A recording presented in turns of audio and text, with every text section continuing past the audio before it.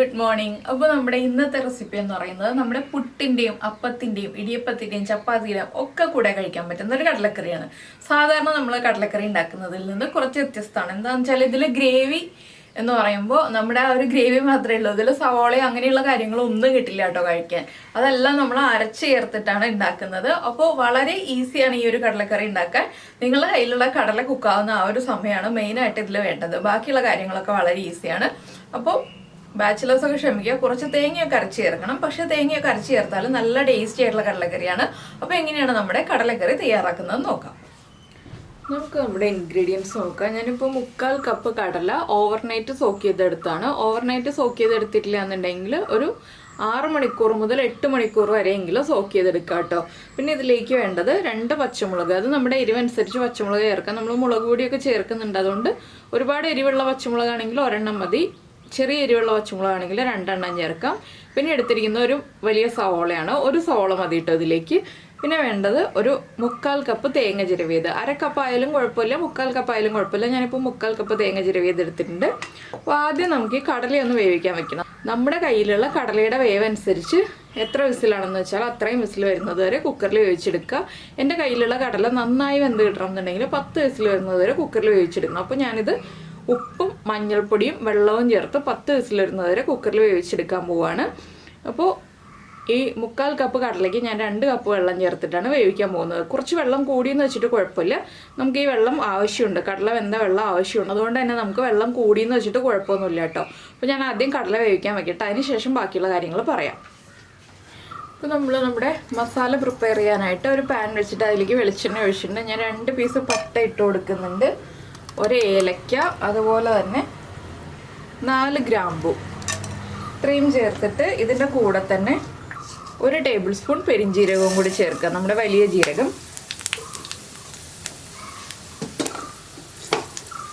ഇത്രയും ചേർത്ത് ഒന്ന് ചൂടായി വരുമ്പോൾ നമ്മൾ എടുത്തു വെച്ചിരിക്കുന്ന സവോള ഉണ്ടല്ലോ, സവോള ചേർത്ത് കൊടുക്കുക. ഇനി സവോള ഒന്ന് ഡാർക്ക് കളറായി വരുന്നത് വരെ നമ്മൾ ഇളക്കി കൊടുക്കുക. ഇതിലേക്ക് നമുക്കിനി കുറച്ച് കറിവേപ്പിലയും കൂടി ചേർത്ത് കൊടുക്കാം.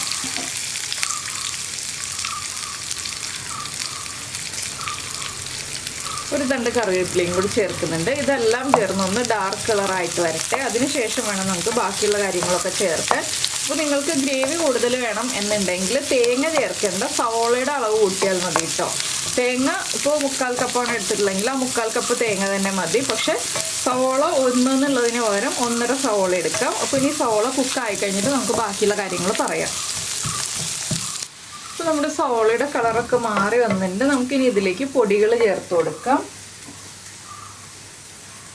ഒരു 1/4 ടീസ്പൂൺ മഞ്ഞൾപ്പൊടി, അതുപോലെ തന്നെ ഞാനിപ്പോൾ ചേർക്കുന്നത് എരിവുള്ള മുളക് പൊടിയാണ്, 1/2 ടീസ്പൂൺ എരിവുള്ള മുളക് പൊടി.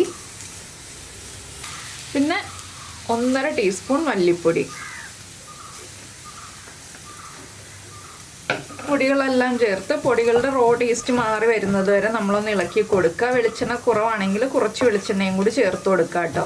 എന്താണെന്ന് വെച്ചാൽ പൊടികൾ കുക്കാവാൻ ആവശ്യമായ വെളിച്ചെണ്ണ നമുക്ക് വേണം. നിങ്ങൾക്ക് തക്കാളി ചേർക്കണമെങ്കിൽ ചേർത്ത് കൊടുക്കാം, 1 തക്കാളിയുടെ പകുതി. കടലക്കറിക്ക്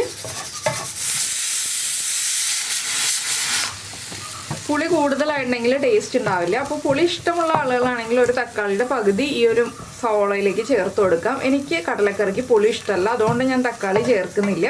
അപ്പോൾ വേണമെങ്കിൽ ചേർത്ത് കൊടുക്കാം കേട്ടോ. നമ്മുടെ പൊടികളൊക്കെ ഒന്ന് ലോ ഫ്ലെയിമിൽ വെച്ച് 1 മിനിറ്റ് ഒന്ന് കുക്ക് ചെയ്തെടുക്കുക.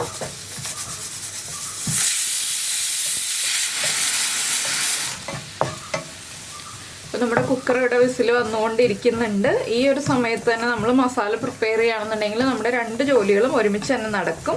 ഇനി നമുക്കിതിലേക്ക് ഒരു കാര്യവും കൂടി ചേർക്കാനുണ്ട്, അത് ഓപ്ഷണലാണ്, നിങ്ങൾക്ക് താല്പര്യമുണ്ടെങ്കിൽ മാത്രം ചേർക്കാം. നമ്മുടെ ഗരം മസാല പൊടി ഉണ്ടല്ലോ, ഒരു 1/4 ടീസ്പൂൺ ചേർത്ത് കൊടുക്കാം.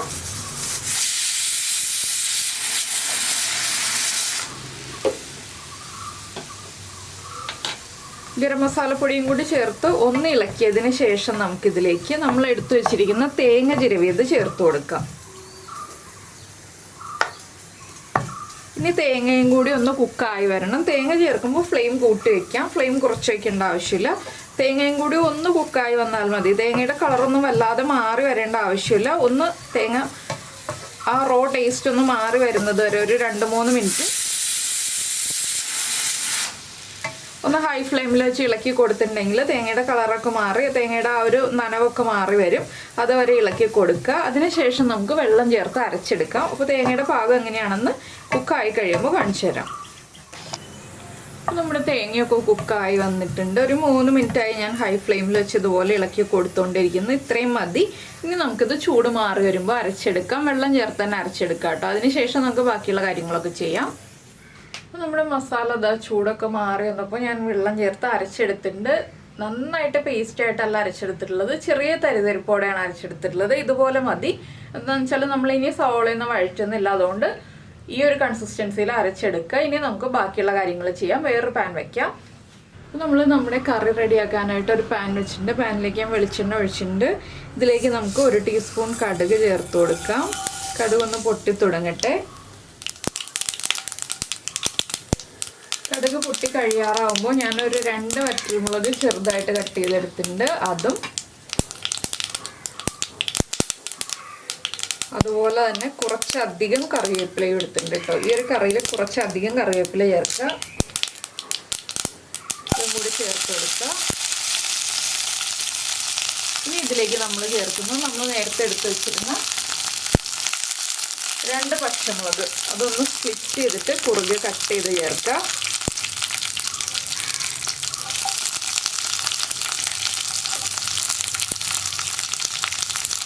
അപ്പോൾ പച്ചമുളകിൻ്റെ ആ ഒരു ടേസ്റ്റ് കിട്ടുകയും ചെയ്യും, പച്ചമുളകിൻ്റെ എരിവ് ഓവറായിട്ട് വരുമൊന്നുമില്ല.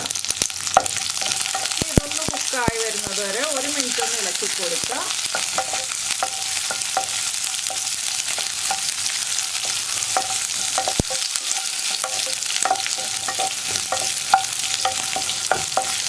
ഇനി ഇതിലേക്ക് നമ്മൾ അരച്ച് വെച്ചിരിക്കുന്ന അരപ്പ് ചേർത്ത് കൊടുക്കാം. അരപ്പ് ചേർത്ത് കഴിയുമ്പോൾ നമ്മൾ വെള്ളം ചേർക്കണം. വെള്ളം ചേർക്കുമ്പോൾ ചൂടുവെള്ളം ചേർക്കാം കേട്ടോ, പച്ചവെള്ളം ചേർക്കരുത്.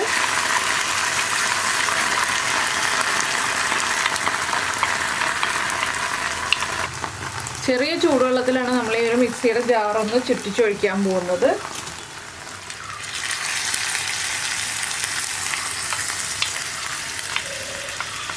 ഇനി അരപ്പൊന്ന് നന്നായിട്ട് തിളച്ച് വരണം. ചൂടുവെള്ളം ആയതുകൊണ്ട് തന്നെ വേഗം തിളച്ച് വന്നോളും.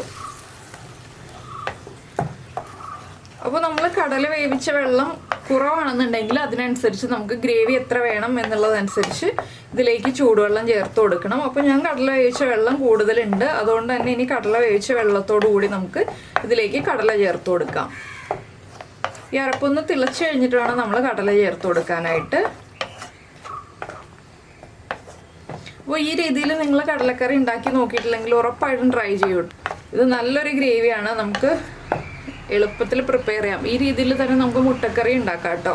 മുട്ടക്കറി ഉണ്ടാക്കാനും നല്ലൊരു ഗ്രേവിയാണിത്. അപ്പോൾ ഈ ഒരു ബേസിക് ഗ്രേവി ഉണ്ടെന്നുണ്ടെങ്കിൽ നമുക്ക് ഗ്രീൻ പീസ് കറി, കടലക്കറി, അതുപോലെ തന്നെ മുട്ടക്കറി, ഇതിനെല്ലാം പറ്റിയൊരു ഗ്രേവിയാണിത്. അപ്പോൾ നമ്മുടെ അരപ്പൊന്ന് തിളച്ച് തുടങ്ങുന്നുണ്ട്. ഇനി നമുക്കിതിലേക്ക് കടല വേവിച്ച് വെള്ളത്തോടു കൂടി ചേർക്കണം. എന്താണെന്ന് വെച്ചാൽ കടലയിലേക്ക് ആ മസാലകളൊക്കെ ഒന്ന് പിടിച്ചു വരാനാണ് കടല വേവിച്ച വെള്ളത്തോടു കൂടി ചേർക്കുന്നത്. ഇപ്പോൾ കുറച്ച് വെള്ളം കൂടുതലാണ്. ഇതൊന്ന് തിളച്ച് ഒന്ന് കുറുകി വരും. എന്താണെന്ന് വെച്ചാൽ ഒരു 5 മിനിറ്റ് നമ്മളിതൊന്ന് തിളപ്പിച്ചെടുക്കണം. അപ്പോഴാണ് കടലയിലേക്ക് ആ മസാലകളൊക്കെ ഒന്ന് പിടിച്ചു വരാം. 5 മിനിറ്റ് ഒന്ന് തിളച്ച് കഴിഞ്ഞിട്ട് വേണം നമുക്കിനി ഉപ്പൊക്കെ ചെക്ക് ചെയ്യാൻ. കടലയിലുള്ള ഉപ്പും കാര്യങ്ങളൊക്കെ ഗ്രേവിയിലേക്കും ഇറങ്ങി ഗ്രേവിയൊക്കെ ആ മസാലകളൊക്കെ നമ്മുടെ കടലയിലേക്കും പിടിച്ചൊന്ന് വരട്ടെ. അതുവരെ നമുക്കൊരു 5 മിനിറ്റ് തിളപ്പിച്ചെടുക്കാം.